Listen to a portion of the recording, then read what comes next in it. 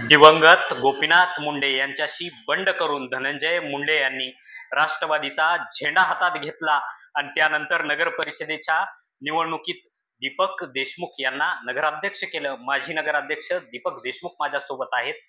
नाना, शहरामध्ये आज तुमचे मोठमोठे होल्डिंग लागले, तुम्ही लोकांच्या गाठीभेटी घेतायत. ओपनसाठी जागा महिलांसाठी राखीव सुटली आहे नगराध्यक्ष पदासाठी. काय नेमका प्रकार आहे? शासनाचा असा निर्णय होता की सर्वसाधारण महिला ओपन. मग आम्ही ओपनमध्ये महिलांना उभं करायचं ठरवलेलं आहे आणि मी कुठल्याही पक्षाचा उमेदवार जाहीर न होता मी माझं काम चालू केलेलं आहे आणि कुठल्याही नेत्याला न विचारता मला परळीमध्ये काम करायची हौस आहे, इच्छा आहे, म्हणून मी माझ्या मिसेसचा फॉर्म भरण्यासाठी किंवा मी मिसेसला घोषित केलं आहे नगराध्यक्ष पदासाठी. मोठमोठे बॅनर्स लावलेले आहेत, तुम्ही गाठी भेटी घेतायत. काय नेमका प्रकार आहे? यावरती पक्षश्रेष्ठींचा कोणताही फोटो नाहीये, तुम्ही ज्या पक्षात आहात त्या. मी गेले 4-5 महिने झालं मी ज्या पक्षात होतो त्या पक्षापासून अलिप्त आहे. मी पहिलेपासूनच मला ज्या नेत्याचं काम आवडते मी त्याच्याबरोबर प्रामाणिक आणि इमानदारीनं राहिलेलो आहे. पण मधल्या काळ असा आला आहे की त्याच्यामध्ये शासनाकडं सगळं कारभार असल्यामुळं आणि शासन म्हणजे आपल्या इथला मंत्री असो, इथला आमदार असो, हेच कारभार पाहत होते किंवा खासदार असो, यांच्या नेतृत्वाखालीच सगळी नगर परिषद चालायची. आणि त्यावेळेस एवढा मोठा भ्रष्टाचार झालेला आहे, सांगता सोय नाही. एवढा मोठा भ्रष्टाचाराला आम्ही वारंवार त्याच्या विरोधात निवेदन दिले, आंदोलन केले, तरीही कुठला ह्याच्या मागला हेतू सिद्ध झाला नाही आणि कामही कुठले पूर्ण झाले नाहीत. म्हणून आम्ही असा निर्णय घेतला आहे की आता ह्या वेळेसची लढाई आम्ही परळीकर म्हणून, परळीच्या जनतेलाच नेता म्हणून आम्ही उभा टाकायचं ठरवलं आहे. म्हणून मोठमोठाले बॅनर, आमचा प्रचार चालू आहे. आम्ही जे केलेलं काम आहे त्याची आम्ही व्हिडिओ फिट करून सर्व जनतेला दाखवत आहोत.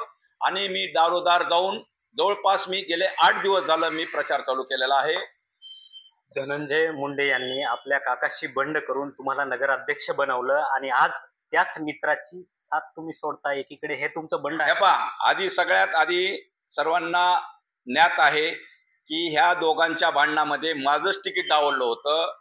मी परळी सोडून कमीत कमी 15 दिवस परळीच्या बाहेर होतो आणि मला त्यावेळेस फॉर्म वापस घेण्यासाठी कसली तारेवरची कसरत त्यांनी केली आणि मी चतुराईनं मी माझं ते फॉर्म भरल्यानंतर मी अलिप्त राहिलो होतो. अंडरग्राऊंड म्हणायचं त्याला. मी लपून राहिलो होतो. ज्या दिवशी फॉर्म वापस घ्यायची तारीख असेल त्या दिवशी मी आलो आणि मला जनतेनं मला बरोबरून विजय केला. ह्या दोघांना कुणालाच पर्याय नव्हता माझ्याशिवाय.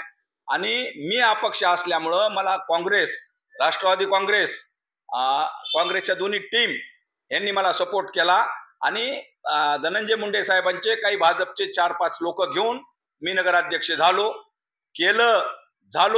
का त्यांचा नाविलाज होता, पण मी नगराध्यक्ष झालो. आणि नगराध्यक्ष झाल्यानंतर सुद्धा 2 वेळेस ते 3 वेळेस मी राजीनामा दिला. ह्याच्या मागले कारण सुद्धा परळीकरांना माहिती आहेत आणि हेच कारणामुळं मी आता सध्या मी माझ्या स्वतंत्र ताकदीवर उभा आहे आणि मला कोणाच्या पक्षाचा सहारा घ्यायची काही जरूरत नाही. मी माझे जनताच नेता समजून मी आता उभा टाकलो आहे आणि प्रचाराला सुद्धा चालू केला आहे. असं काय झालं तुमच्या जवळच्या मित्राची तुम्ही साथ सोडतायत आणि दुसरीकडे 2 वेळेस राजीनामा दिला म्हणताय तुम्ही? असं काय घडलं होतं? असं काय घडलं म्हणजे सगळं काही ते अंडर ऑफ पॉवर, म्हणजे माझ्या नेतृत्वाखाली किंवा मी सांगेल तसाच निर्णय, अशा काही गोष्टी घडायच्या. पण आम्ही ते दुसरा पर्यायच काही नसल्यामुळं आणि सगळे नगरसेवकांना दापानं काय म्हणजे पाठीमागं असं माझ्या बाजूला उभा करून. हे कोण करत होतं नेमकं? हे करत ऐका ना, आमचं नेतृत्व होतं तेच करत होते. आपल्याला असं नाही करायचं. पाठीमागं कोणाचा चेहरा वगैरे काही? त्यांचा धनंजय मुंडे साहेबच आमचा नेता होता आणि तेच करायचे ना विषय की आपल्याला असं करायचं आहे, असं आम्ही म्हणायचं. आम्ही किती वेळेस विरोध केला. आमचे त्या सभागृहामध्ये सुद्धा वैयक्तिक आमचे मत सुद्धा आम्ही मांडायला. त्याच टायमिंगला गटनेते पदाचं एक चर्चेत नाव होतं. गटनेते पदाचं सुद्धा मग तेच सांगालो ना, सगळी मिली बघत असायची आणि काही गोष्टी चांगल्या घडायच्या, पण त्यातली त्यात काही गोष्टी वाईट घडायच्या, त्या अतिशय जीवाला लागायच्या. मनाला त्रास व्हायचा. मग हीच वेदना सहन न झाल्यामुळं मी 2 वेळेस तरी राजीनामा दिला होता. आणि त्या काळात सुद्धा मंत्री महोदय पहिले किंवा आमचे नेते कलेक्टर पैसे दिलेला राजीनामा सुद्धा असा करून दाखवायचे, या बघ हे माझी पॉवर, कुठवर जाणार आहे, हे सुद्धा इथपर्यंत घडलेलं आहे.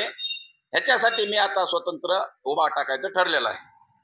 तुम्हाला काही पक्षातून बोलवणं देखील आलं असेल, त्यामध्ये तुम्ही येत्या काळात दीपक देशमुख आम्हाला कोणत्या पक्षाच्या चिन्हावरती लढायला बघायला मिळतील? राष्ट्रवादी असेल, काँग्रेस असेल की भाजप असेल की वंचित असेल? हे पहा, आत्ता सध्या तर मी परळीच्या सर्व सोबत विचारविनिमय माझा चालू आहे. माझं स्वतःचं उभा टाकायचं निश्चित ठरलेलं आहे. आम्ही दारोदार जाऊन गाठीभेटी चालू आहेत. रोज मी प्रत्येकाच्या बरोबर चर्चा करून माझा निर्णय होणार आहे. पण उभा टाकायचा निर्णय पक्का आहे. ज्या काही पक्षाचा विषय होईल ते मी पत्रकार परिषद घेऊन सार्वजनिकरित्या मी जाहीर करणार आहे. पण तत्पूर्वी वेळ आहे, मला शून्यातून सुरू करायचं आहे. पक्षाला ऑलरेडी आमचं मतदान असतंय, पण मी अपक्षाच्याच तयारीत आहे. म्हणून आजपर्यंत मी आतापासूनच काम चालू केलं आहे. होर्डिंग लावले आहेत. मी केलेलं काम जनतेसमोर मांडत आहे आणि जनतेचा म्हणजे जे काही ज्येष्ठ नागरिक आहेत, जे काही सल्लागार आहेत, मी ह्यांचा सल्ला घेऊन मी माझा निर्णय परत जाहीर करणार आहे. नेमकं तुम्ही नवरात्रीमध्ये एक देखावा देखील सादर केला होता, त्याची परळी शहरात चर्चा होती. तुम्ही बऱ्याच प्रश्नाची नगराध्यक्ष असल्यामुळे परळीच्या प्रश्नाची तुम्हाला जाण आहे.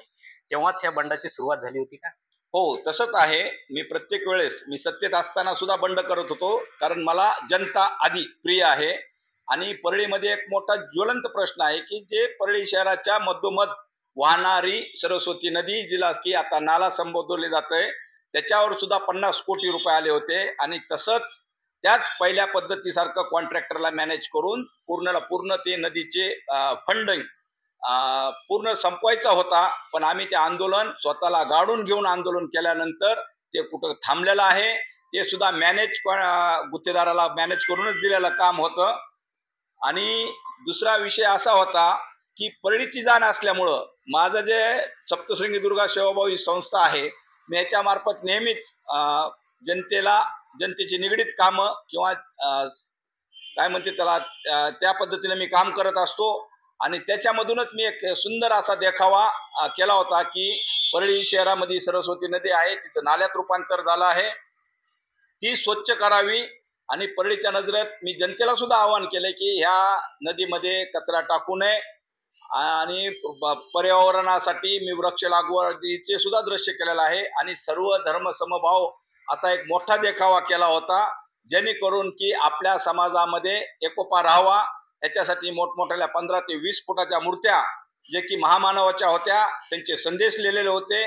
आणि प्रत्येक शाळेला आणि वर्गाला सुद्धा इन्व्हाइट केलं होतं, पालकांना इन्व्हाइट केलं होतं. आणि असे सुंदर देखावा लोकांना खूप भावला आहे. आणि ते सुद्धा माझ्या आता उद्याच्या कामाला येणार. शेवटचा प्रश्न आहे, तुमचे मित्र धनंजय मुंडे यांच्याकडून तुम्हाला काही बोलवणं आलं तर तुम्ही जाल? सर्वात आधी ते माझे मित्र नाहीत, ते नेते म्हणूनच आम्ही त्यांना पहिलेपासून स्वीकारलं होतं आणि मी त्यांच्या सोबतच आतापर्यंत होतो.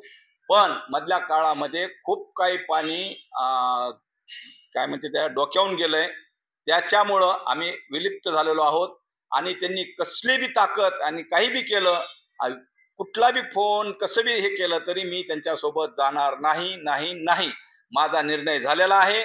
मला जनता जे सांगल, जनता जे ठरविल, मी त्याच्यामध्ये मान्य आहे. नक्कीच हे होते.